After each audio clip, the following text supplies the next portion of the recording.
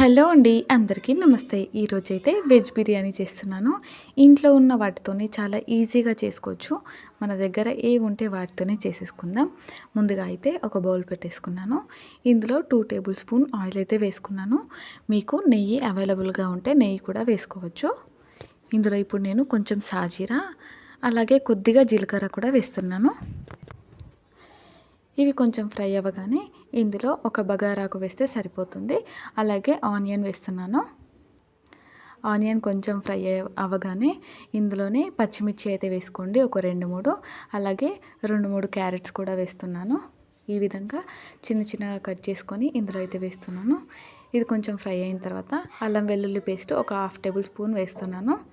అలాగే నా దగ్గర పచ్చి బఠానీ ఉంది, సో అవి కూడా వేసేస్తున్నాను. మీ దగ్గర లేకపోతే స్కిప్ చేసుకోవచ్చు. మన దగ్గర ఉన్న వెజిటేబుల్స్తోనే చేసుకోవచ్చు. 2 ఆలుగడ్డలు ఈ విధంగా పొట్టు తీసి కట్ చేసుకొని ఇందులో అయితే వేసుకున్నాను. వీటిని అయితే ఒకసారి బాగా కలిపేసుకోవాలి. బాగా కలిపేసుకున్న తర్వాత కొద్దిగా టేస్ట్కి సరిపడా సాల్ట్ వేస్తే అవి తొందరగా ఉడికిపోతాయి. ఒకసారి కలిపేసుకున్న తర్వాత 2 నిమిషాల పాటు అయితే మూత పెట్టేసుకోండి. ఇలా మూత పెట్టిన తర్వాత తీసి చూస్తే కొంచెం ఫ్రై అయింది కదా. సో ఇందులో నేను మసాలా వేస్తున్నాను, బిర్యానీ మసాలా. ఇంకేం మసాలా వేయలేదు, ఓన్లీ బిర్యానీ మసాలా వేసాను. టేస్ట్ చాలా బాగుంటుంది. ఒకసారి కలిపేసుకున్న తర్వాత మళ్ళీ ఒక 2 నిమిషాల పాటు మూత పెట్టేసుకోండి. చూడండి, ఆల్మోస్ట్ కొద్దిగా ఫ్రై అయింది కదా. ఇప్పుడు మనము వాటర్ తీసుకోవాలి. మనం ఏ గ్లాస్తో అయితే రైస్ తీసుకున్నామో దానికి 2 తీసుకుంటే సరిపోతుంది. నేను ఆ గ్లాస్తో 2.5 తీసుకున్నాను. సో 5 గ్లాస్ వాటర్ పోసాను. ఇప్పుడు వాటర్ పోసిన తర్వాత మూత అయితే పెట్టేసుకోండి. ఒకసారి మూత తీసి కలిపేయండి. అవి ఉడుకుతూ ఉంటాయి. మనం ఒకసారి కలిపేసుకొని మళ్ళీ ఒక 2 నిమిషాల పాటు మూత పెట్టేసుకుంటే ఇవైతే వాటర్ అయితే ఉడుకుతున్నాయి, చూసారా. ఇప్పుడు మనం కడిగిన రైస్ అయితే ఇందులో వేసేసుకోవాలి.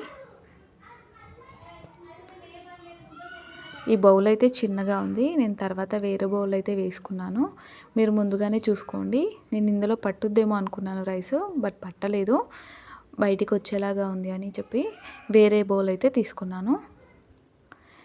దీన్ని ఇందులో వేసిన తర్వాత ఒకసారి కలిపేసి మూత పెట్టేసుకోండి. చూడండి, నేను వేరే బౌల్లో తీసుకున్నాను. రైస్ అయితే ఉడుకుతూ ఉంది. దీన్ని ఒకసారి కలిపేసుకొని మూత పెట్టేసుకోండి. ఒక 5 మినిట్స్ తర్వాత మూత తీసి చూస్తే రైస్ అయితే అయిపోతుంది ఆల్మోస్ట్. వాటర్ అన్నీ ఇంకిపోయే వరకు లో ఫ్లేమ్లో పెడితే సరిపోతుంది. చూడండి, నా రైస్ అయితే అయింది. ఇందులో కొత్తిమీర పుదీనాతోని గార్నిష్ చేస్తే సరిపోతుంది. ఈజీగా ఇంట్లోనే చేసుకోవచ్చు. బయట ఫుడ్ వద్దు అనుకునే వాళ్ళైతే ఇది పర్ఫెక్ట్.